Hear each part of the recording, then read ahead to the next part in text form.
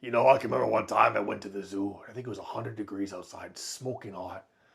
And I'm walking around and I see this guy in the distance. He's got a black long sleeve shirt on and a black pair of pants. But what the hell is this guy doing in this kind of weather, dressed like this? But then I got a closer look at the guy, and it was no surprise that it was that stupid idiot, Eric Bischoff.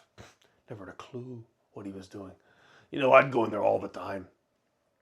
Over at the WCW, I'd go into his office and be like, how about you put me with Booker T or Benoit or Kurt Hennig? And he'd say, oh, we can't do that because the sky is blue. Walk out of his office and be like, it wasn't even a reason. But then, you know, he would do the same finish every week. You know, have 800 NWO guys come right onto the ring. Maybe have an elephant fly out of the score clock. And, you know, he wouldn't know a good idea if it ran him over.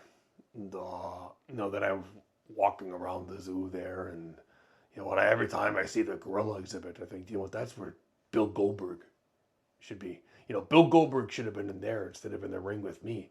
That way he wouldn't have kicked me in the head and cost me millions of dollars, 20 years of my career, giving me a stroke.